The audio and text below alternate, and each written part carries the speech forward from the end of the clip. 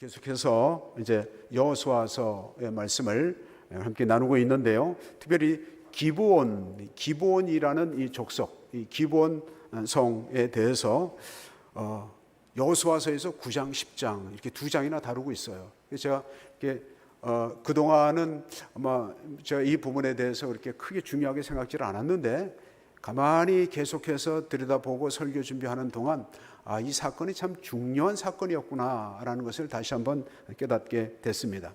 그러니까 여러분 기브온이 어디 있는가는 그래도 좀 아셔야 될 거 아니겠어요? 그래서 기브온은 지금은 이스라엘 땅, 팔레스틴이라고도 말하고 가나안 땅이라고도 말하는데 그 가나안의 중앙 부분에 위치해 있는 아주 크고 강한 성읍이다라고 이렇게 오늘 본문 2절에서도 말씀하고 있는 것을 보게 됩니다. 그런데 이 기브온이 어느 날 갑자기 이스라엘 진영으로 사신을 보냅니다. 화친 조약을 맺게 되는데요. 그들이 화친 조약을 맺은 것은 여리고 성과 아이고 성이 멸망당하는 모습을 보고 두려웠기 때문이었습니다. 그러나 단지 그 두 성이 멸망당한 것으로 인해서 화친을 맺은 것은 아닙니다. 그들은 지난 40년 동안 이스라엘의 움직임을 눈여겨 지켜보고 있었습니다. 강대국 애굽에 탈출해서 바다를 맨 땅으로 건너고 그 다음에 광야 40년 동안 그들의 이동을 지켜봤죠. 여러분 잘 생각해 보십시오. 그렇게 큰 먼 거리가 아닌 그 지역에 200만 명이 넘는 한 민족이 계속해서 대이동하는 그 모습은 정말 장관이죠. 그것은 그 주변에 있는 모든 나라에게 두려움과 공포를 주었던 것입니다. 그래서 이제 그들의 마음속에 그들을 지켜보면서 어떤 생각을 하게 됐느냐면 도대체 이스라엘의 신, 그 여호와라는 이스라엘의 신, 그분은 도대체 어떤 분이신가? 라는 것에 대한 의문을, 궁금증을 갖게 됐을 것입니다. 이스라엘이 요단강을 건너고 그리고 또 건너기 전에 그 두 성이 또 이제 함락이 됐죠. 그리고 건너와서 두 성이 함락되고 점점 이제 그들의 그 이스라엘의 그 진이 계속해서 자기들 기브온 성이 있는 가까운 곳으로 다가올수록 그들은 더 공포와 두려움 가운데 떨게 됐던 것입니다. 그래서 그들의 대표가 모여가지고 대책회의를 했을 거 아니겠습니까? 어떻게 하면 되는가? 만약 우리가 그대로 가만히 있으면 결국은 우리도 다른 여리고성이나 아이성 그 주민처럼 결국 우리가 멸망당하고 말 것이다. 그래서 결론이 뭐입니까? 결론은 우리가 속임수를 써서라도 이스라엘과 화친을 맺자. 이렇게 생각을 했습니다. 그래서 그들의 계략은 성공을 했어요. 그렇지만 그 조약은 불평등 조약이었습니다. 주종 관계가 되었지만 그러나 그 조약을 통해서 이스라엘은 이제는 이스라엘의 그 공동체 안으로 들어가게 되었다라는 것입니다. 한 예를 들겠습니다. 어떤 한 사람이 있는데 세상에서 잘 나가던 사람이었습니다. 그는 부자였습니다.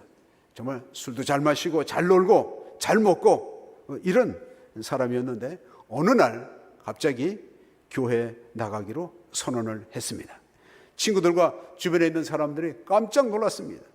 아니 도대체 어떤 일이야? 무슨 일로 인해서 교회를 나가게 된 거야? 그랬더니 이 사람이 이렇게 대답을 했습니다. 내가 이렇게 살면 하나님 앞에서 벌을 받을까 봐 두려워서 나가게 됐어. 이렇게 말을 하는 것이었습니다. 이 말을 친구들은 그를 향하여서 미쳤다고 조롱을 했습니다. 그러나 이 사람은 그 후로 술도 끊고 도박도 끊고 또 어울려 놀던 친구들과의 관계도 멀리 했습니다. 그리고 그리스도인이 되었습니다. 왜냐하면 육신에 젖어서 사는 삶의 끝이 결국은 멸망이라는 사실, 허탄하다는 사실을 깨달았기 때문에 그렇게 사는 삶에 소망이 없다는 사실을 깨달았기 때문에 그는 교회를 나와서 예수를 믿기로 작정하고 선택한 것입니다. 그러니까 현대판 기브온 사람이라 할 수 있습니다. 때때로 우리도 우리 인생 여정 가운데서 선택해야 할 경우를 만나게 됩니다. 예수님께서는 이 선택의 기로에 서 있는 인생들에게 이렇게 말씀하십니다. 좁은 문으로 들어가라. 멸망으로 인도하는 문은 크고 그 길이 넓어 그리로 들어가는 자가 많고 생명으로 인도하는 문은 좁고 길이 협착하여 찾는 자가 적음이라. 저나 여러분이나 하나님의 은혜로 올바른 선택을 한 것인 줄로 믿습니다. 자, 이 기브온 사람들이 이제 이스라엘과 화친을 맺음으로 인해서 목숨은 건질 수 있게 된 것입니다. 그렇다면 이제 그들은 안심을 해도 되는가? 그렇지 않습니다. 이제 그 일로 인해서 이제 그들에게 박해가 시작됐다라는 것입니다. 오늘 본문은 기브온의 주변에 있는 다른 부족 국가들로부터 공격을 당하는 것으로부터 시작이 됩니다. 그 박해에 앞장선 사람은 예루살렘 왕, 그러니까 후대 예루살렘이 아니고 그 이전의 예루살렘, 구 예루살렘이죠. 그 왕이 아도니세덱이라는 사람이었는데 그가 주변 다른 부족들에게, 부족의 왕들에게 이렇게 호소를 합니다. 4절 말씀을 보시면 내게로 올라와 나를 도우라. 우리가 기브온을 치자. 이는 기브온이 여호수아와 이스라엘 자손과 더불어 화친하였음이니라. 그러니까 기브온이 이스라엘과 화친하였기 때문에 이제 그들을 이제 징계를 하자는 것입니다. 기브온의 변절은 어떻게 보면 세상을 향한 변절이라고도 할 수가 있습니다. 가나안의 모든 족속들은 우상을 섬기는 사람들이었습니다. 동맹군의 그 리더격인 그 아도니세덱은 기브온에 응징을 가하고자 지금 선동을 하고 있는 것입니다. 그래서 주변에 다섯 왕들이 힘을 합해서 이제 동맹을 만들고 쳐들어와서 기브온성을 좀 포위하고 있는 그런 상황이 되고 있는 것입니다. 기브온에 대한 응징은 가나안 동맹에서의 그 이탈을 이제 방지하는 차원과 또 하나는 이제 더 나아가서는 이스라엘을 협박하려는, 위협하려는 그런 전략을 가지고 있었습니다. 기브온이 이스라엘과의 화친을 맺었다고 해서 그 문제가 다 해결된 것이 아니고 오히려 가나안 동맹군의 그 보복을 끌어당기는 이런 결과를 가져오게 된 것입니다. 근데 우리는 여기서 아주 중요한 영적인 원리를 발견하게 되는데요. 그것이 무엇이냐면 세상에 속해서 살던 사람이 교회 다니기 시작했다고 해서 모든 문제가 다 해결되고 안전해지지는 않는다라는 것입니다. 그 길이 분명히 생명의 길인 것은 맞지만 그러나 그 길에 어려움이 많이 있다라는 것입니다. 사탄은 계속해서 성도들을 공격합니다. 왜냐하면 이전에는 우리 모두가 다 세상에 그 사탄의 수하에 있던 사람들인데 사탄이 가만히 있질 않죠. 다시 공격을 해서 자기 수하에 두려고 그렇게 유혹하고 공격해 오는 것입니다. 사도 베드로도 역시 성도들을 향해서 이렇게 경고합니다. 베드로전서 5장 8절 9절 말씀을 보게 되면 근신하라 깨어라 너희 대적 마귀가 우는 사자같이 두루다니며 삼킬 자를 찾나니 너희는 믿음을 굳건하게 하여 그를 대적하라. 이는 세상에 있는 너희 형제들도 동일한 고난을 당하는 줄 알미라. 그러니까 당신만 어려움 당하고 고난 당하는 것이 아니라 이전에 이미 벌써 예수를 믿고 있는 모든 성도들도 다 지금 고난을 받고 있다. 이렇게 말하고 있는 것입니다. 사탄은 다양한 방법으로 성도들의 삶 속에 이런저런 어려움과 고통을 안겨줍니다. 그러나 두려워할 필요는 없는 것입니다. 이런 사실을 알고 대비하면 우리가 넉넉히 이기게 되는 줄로 믿습니다. 예수님께서도 말씀하시기를 마태복음 5장 10절 이하에 의를 위하여 박해를 받은 자는 복이 있나니 천국이 그들의 것임이라. 나로 말미암아 너희를 욕하고 박해하고 거짓으로 너희를 거슬러 모든 악한 말을 할 때에는 너희에게 복이 있나니 기뻐하고 즐거워하라. 하늘에서 너희의 상이 큼이라. 너희 전에 있던 선지자들도 이같이 박해하였느니라. 그러니까 믿음의 길을 걸어가게 되면 그러면 반드시 이 어려움이 따라오게 된다는 것입니다. 그러나 이런 사실을 알고 있으면 바로 내가 하나님께 속해 있다라는 증거가 되는 것입니다. 그러면 자, 이제 이 기브온이 남부 동맹군에 의해서 포위를 당하는 그 위기 상황에 놓이게 됐는데, 이때 기브온의 지도자들이 이 위기를 어떻게 대처해 나갔는가? 오늘 6절 말씀을 한번 같이 읽겠습니다. 6절 시작. 기브온 사람들이 길갈 진영에 사람을 보내어 여호수아에게 전하되 구하소서, 산지에 거주하는 아모리 사람의 왕들이 다 모여 우리를 치나이다 하매. 그러니까 지금 포위를 당하고 있는 그런 상태, 위급하니까 빨리 사람을 보내서 여호수아에게 빨리 와서 우리를 도와달라 이렇게 요청을 합니다.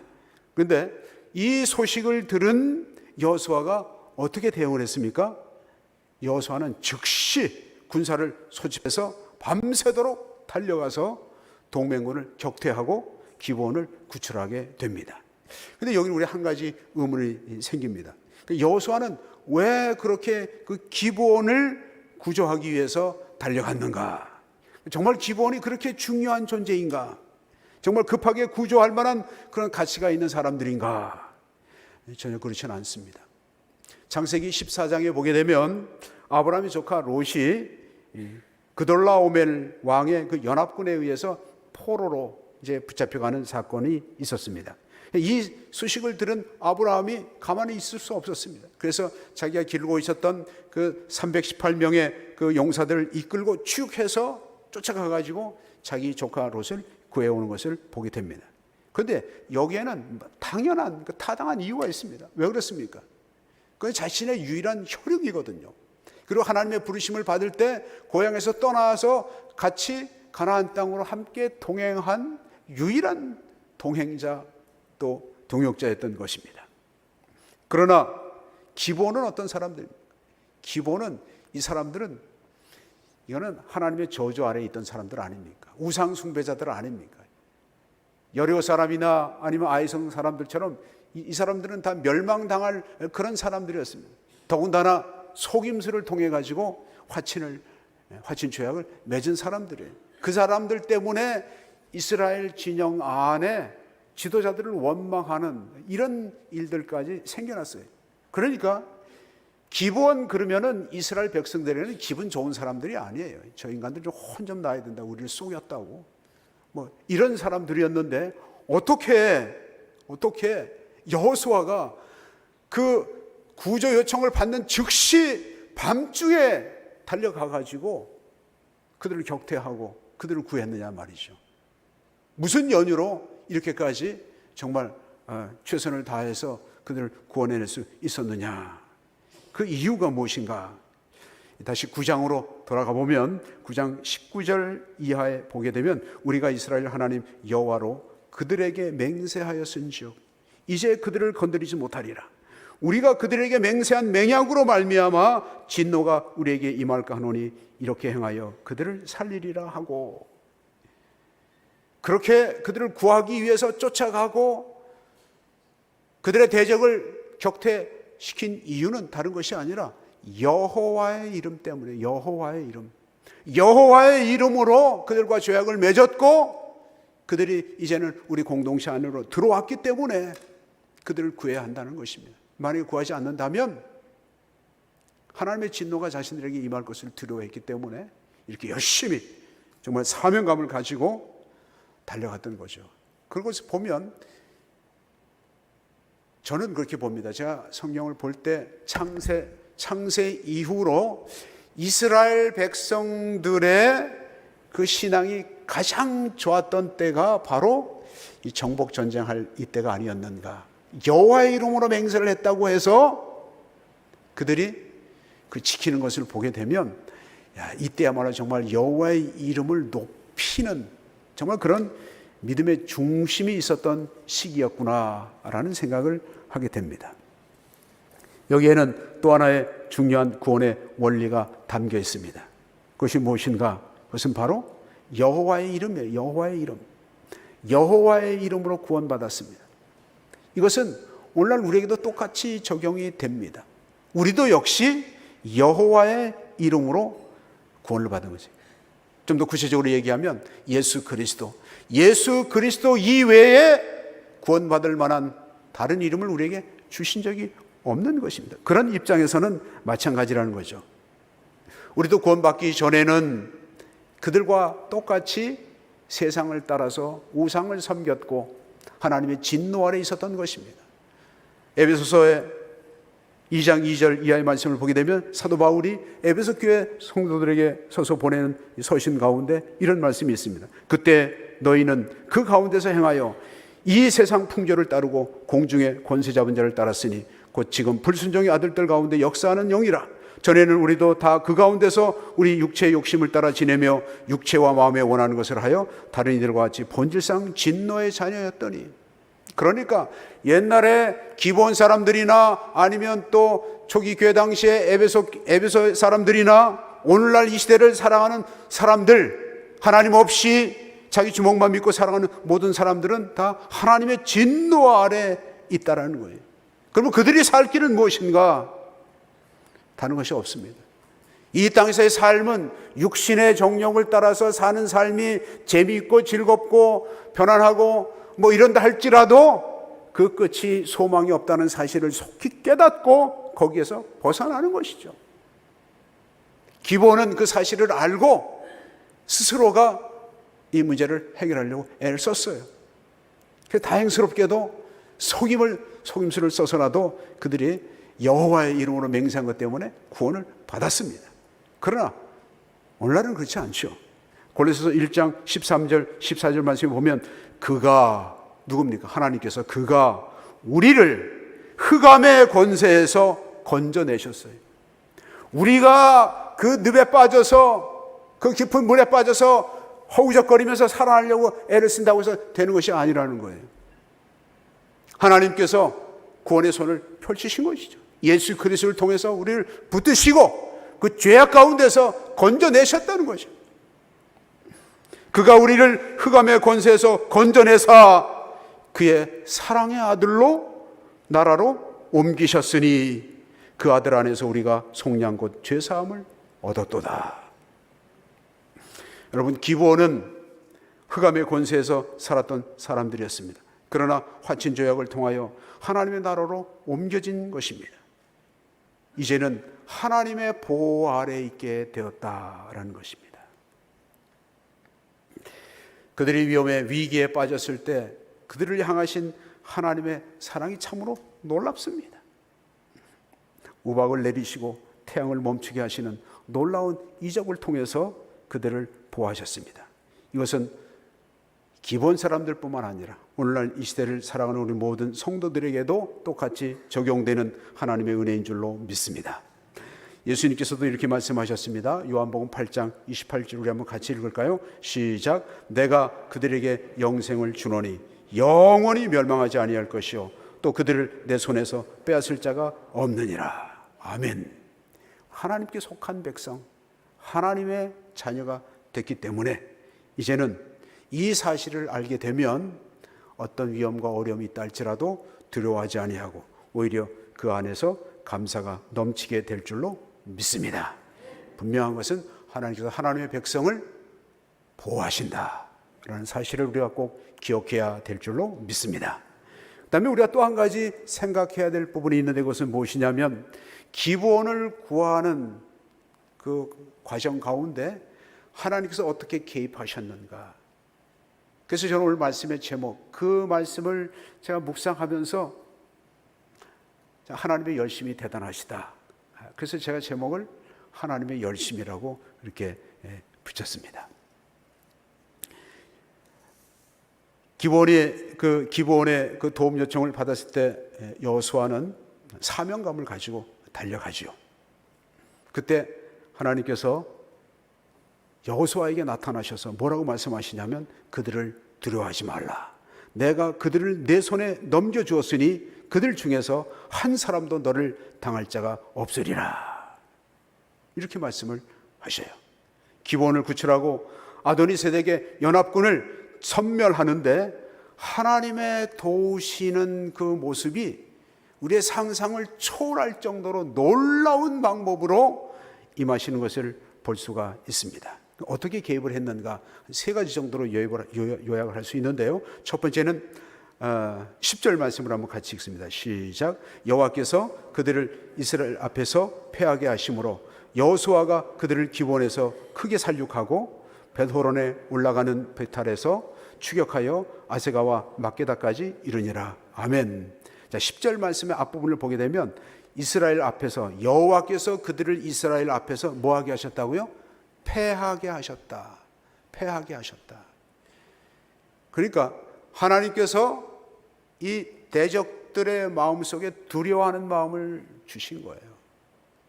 그러니까 전의를 잃어버리는 거예요. 이스라엘이 용맹스럽고 숫자가 많아서 그 힘으로 가가지고 밀어붙여서 승리한 것이 아니라 그들 마음속에 두려움을 주는, 전의를 상실케 한 것입니다. 이전에 오래됐습니다. 북한의 간첩들이 김포 그쪽에 그 철책선을 넘어가지고 저기 어디까지 내려가냐면 충청도 당진 뭐 이쪽까지 내려갔습니다. 그 당시에는 예비군들 활동이 많을 때예요. 예비군들을 많이 동원을 했습니다. 그래서 다 총탄을 다 이렇게 총알을 다 지급을 하고 이제 나타나면 사살을 해라. 그런데 수만 명이 동원이 됐는데 수백만 발의 총알을 적을 향해 쐈는데 한 발도 맞추지를 못했어요. 그 신문에 났어요. 무서워가지고 머리는 땅에 박고 하늘을 향해서 총을 쐈다는 거예요. 그리 맞을 리가 있나요? 전의를 상실한 군대는 숫자가 많고 무기가 많아도 아무 소용이 없는 거예요. 남부 동맹군이 아무리 숫자가 많이 있어서 기본을 포기한다 할지라도, 포위에 있다 할지라도 하나님께서 두려운 마음을 넣어주니까 그냥 혼비백산해서 그냥 도망쳤던 것입니다. 그 다음에 두 번째는 또 어떻게 하셨는가? 11절 이하의 말씀을 보면 그들이 이스라엘 앞에서 도망하여 벳호론의 비탈에서 내려갈 때 여호와께서 하늘에서 큰 우박덩이를 아세가에 이르기까지 내리시매. 그러니까 우박덩어리가 얼마나 큰지 그 맞으면 그냥 보십시오. 이렇게 돼 있어요. 그 다음에 이스라엘 자손의 칼에 죽은 자보다 우박에 죽은 자가 더 많았더라. 가끔 뉴스에 우박이 큰 게 떨어져가지고 골프공만한 게 떨어져가지고 농작물을 다 망가뜨리고 비닐하우스 구멍을 다 뚫어놓고 지붕까지 뚫리고 차에 떨어지면 차 유리가 깨지고 뭐 이럴 정도로 그런 우박이 종종 떨어지는 뉴스를 우리가 듣습니다. 근데 이건 그게 그 정도가 아니라 아마 사과만한 것 같아요. 이만한 사과만, 주먹만한 게 그냥. 이게 하늘에서 떨어져서 한번 맞아보십시오. 어떻게 되나. 그냥 맞으면 그냥 즉사하는 거죠. 그러니까 칼에 죽은 자보다 우박에 죽은 자가 더 많더라. 하나님께서 이렇게 개입하셨다. 뿐만 아니라 12절 이하의 말씀을 보면 12절 이하에 보면 여호와께서 아모리 사람을 이스라엘 자손에게 넘겨주신 날에 여호수아가 여호와께 아뢰어 이스라엘 목전에서 이르되 태양아 너는 기브온 위에 머무르라. 달아 너도 아엘란 골짜기에서 그리할지어다 하매 태양이 머물고 달이 멈추기를 백성이 그 대적에게 원수 갚기까지 하였느니라.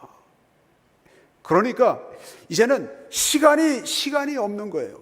시간이.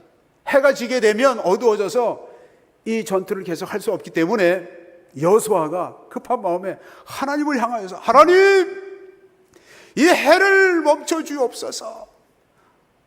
어두워지지 않도록 해를 붙들어 주시옵소서. 달이 뜨지 못하게 붙들어 주시옵소서. 이렇게 기도했는데 하나님께서 들어주셨어요. 기본을 대적하는 그 무리들을 완전히 섬멸을 해버린 것입니다.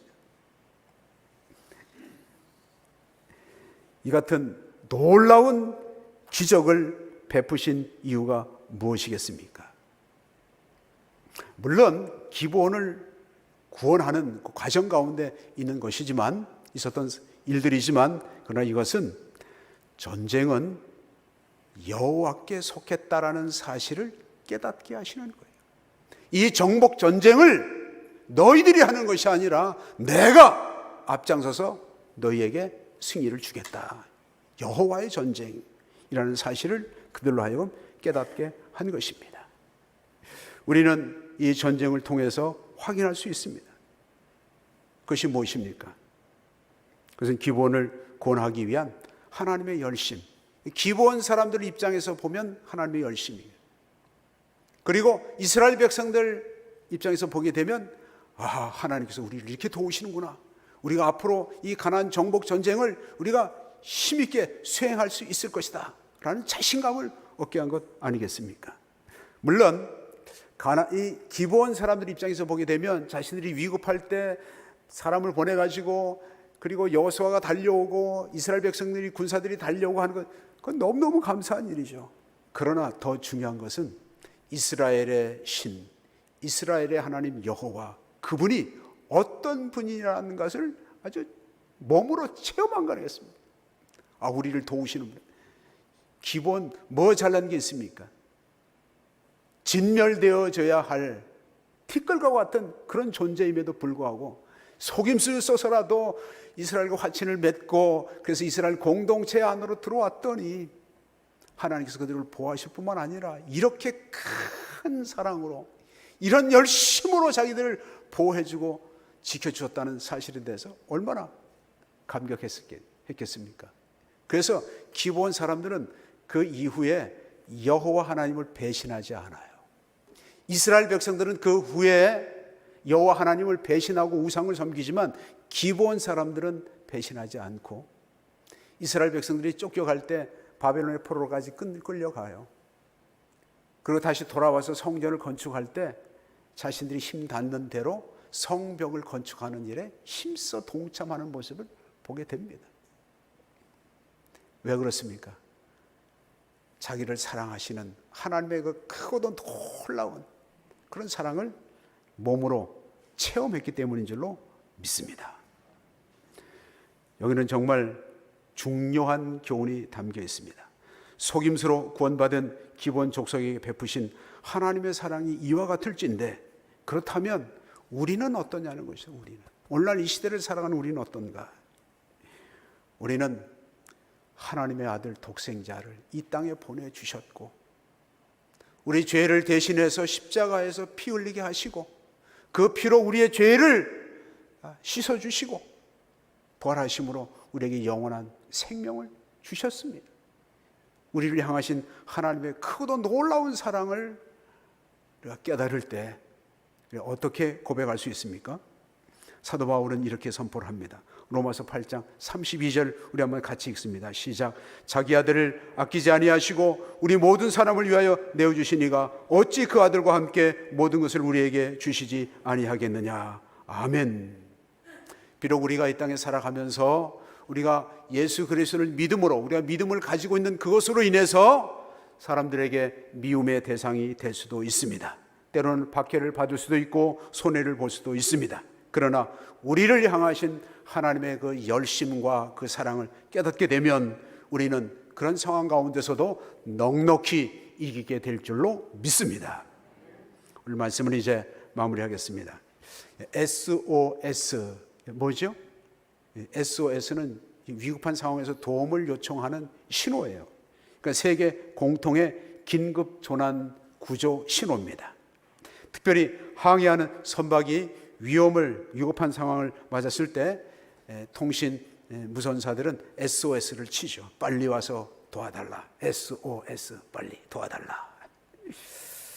그런데 이런 큰 한 사건이 있었습니다.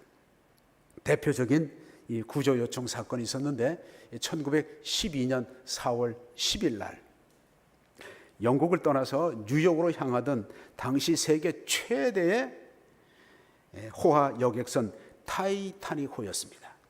그러나 불행하게도 출발한 지 5일 만에 4월 15일 날 밤 11시 40분에 어둠 속에 갑자기 나타난 빙산을 피하지 못하고 충돌하고 말았습니다. 이때 타이타닉호의 통신사가 SOS 이 구조 신호를 보냈습니다. 그런데 그 시각에 불과 16km 정도 떨어진, 그러니까 그 당시에 배는 오늘날처럼 빠르진 않지만 그래도 한 20노트 정도 속도가 됐다고 하니까 빨리 오면 30분이면 다가올 수가 있었습니다. 타이타닉 호가 침몰하는 시간이 2시간 40분인가 이렇게 걸리니까 그 전으로 오게 되면 충분히 많은 사람들을 구원할 수가 있었어요.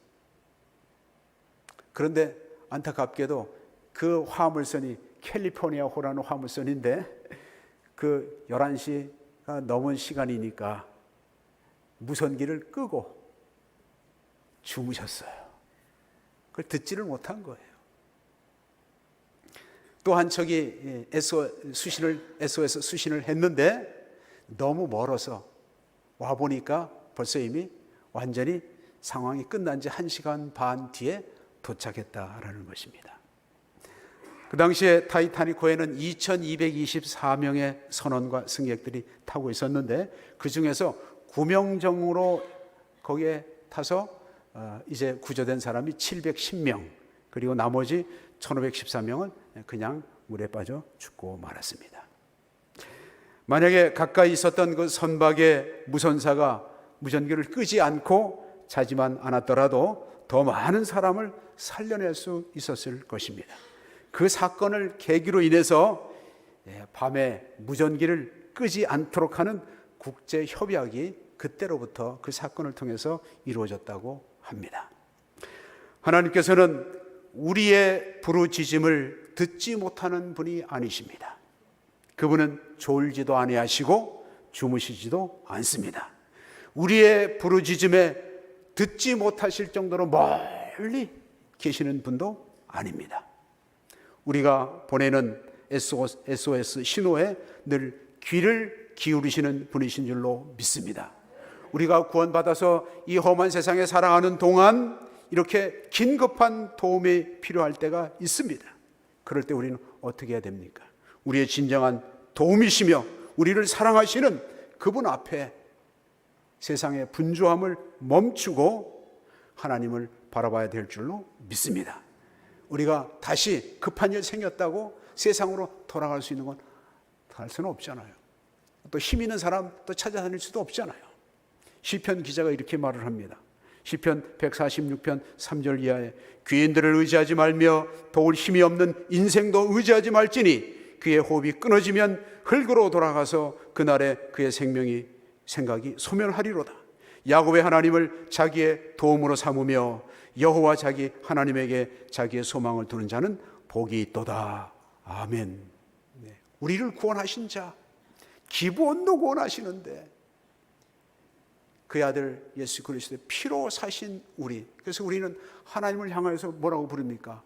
아버지라 부를 수 있는 이 권리와 이 특권을 주셨는데도 불구하고 조그만 어려움을 당하면 막 죽겠다고 바들바들 떨고 괜히 예수 믿었다고 그러고 아니면 힘 있는 사람, 빽 있는 사람 쫓아다니고, 그게 아니죠.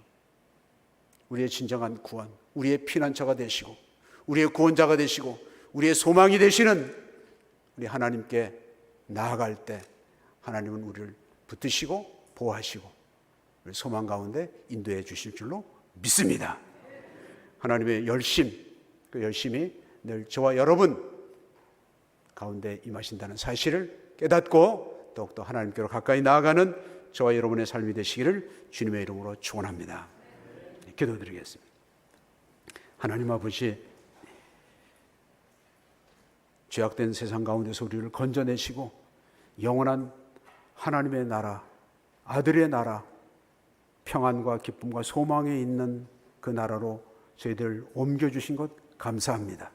설령 이 땅에 살아가는 동안 우리 앞에 많은 장애물과 어려움이 있다 할지라도 우리를 향하신 하나님의 그 사랑, 그 열심을 저희들이 기억하고 주님 앞에 더 가까이 나아가는, 주의 도우심을 통하여서 더 힘을 얻고 이 어렵고 힘든 이 세태를 잘 극복해 나가는 지혜로운 성도들로 삼아 주시옵소서. 감사하고 예수님 이름으로 기도드리옵나이다. 아멘.